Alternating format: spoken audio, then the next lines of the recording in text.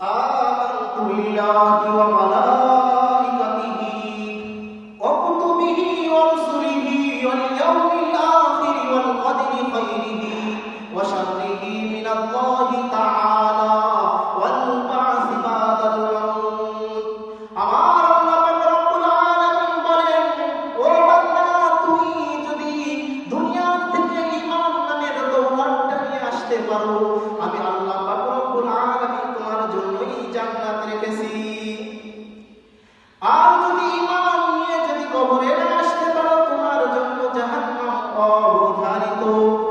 মেরে মুহতারাম ভাইও, আল্লাহ পাক রব্বুল আলামিনকে যদি পাইতে হয়, আল্লাহ তাআলা যা কিছু সৃষ্টি করেছেন, আল্লাহ পাক রব্বুল আলামিন দুনিয়ায় যা কিছু দিয়েছেন, সব কিছুর উপরে ঈমান আনা, সেই অনুযায়ী চলা। যেমন আমানতু বিল্লাহি ওয়া মালাইকাতিহি ওয়া কুতুবিহি ওয়া রুসুলিহি ওয়াল ইয়াউমিল আখির ওয়াল কদরি খাইরিহি ওয়া শাররিহি মিনাল্লাহি তাআলা। কোন বান্দা আল্লাহ পাক রব্বুল আলামিন সর্বপ্রথম বান্দাদেরকে ডাক দিতে থাকে, ইয়া আইয়ুহান নাস।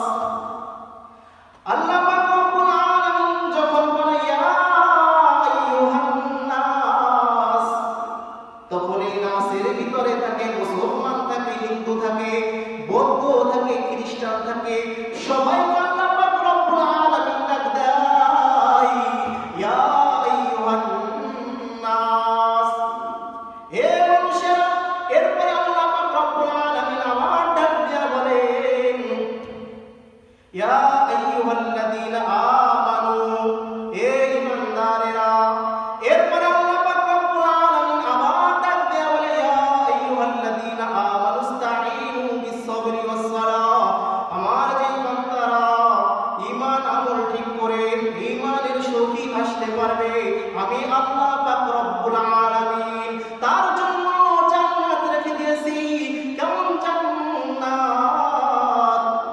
ইন্নাল্লাযীনা আমানু ওয়া আমিলুস সালিহাতি কানাত লাহুম জান্নাতুল ফিরদাউসি নুজুলা। আমি আল্লাহ পাক রব্বুল আলামিন বান্দার জন্য উত্তম যে জান্নাতুল ফিরদাউস রেখে দিয়েছি। আলহামদুলিল্লাহ কদ্দারা খায়রান ওয়া খাবালা,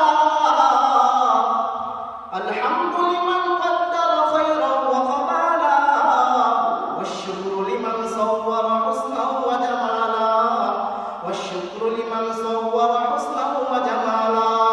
লা জিদ্দা ওয়ালা নিদ্দা ওয়ালা হাদ্দা লিমাওলা, লা জিদ্দা ওয়ালা নিদ্দা ওয়ালা হাদ্দা লিমাওলা।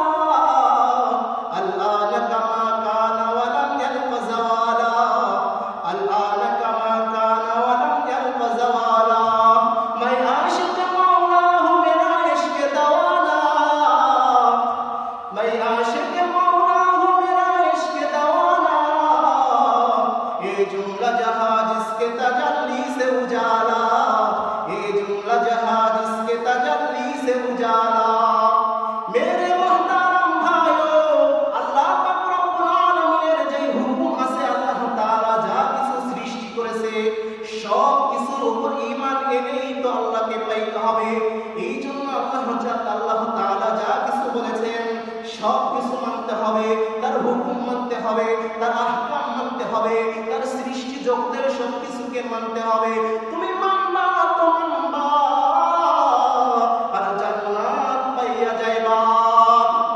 এই জন্য বলি, মালিকের উপর ঈমান আনো, ফেরেশতাগণের উপর ঈমান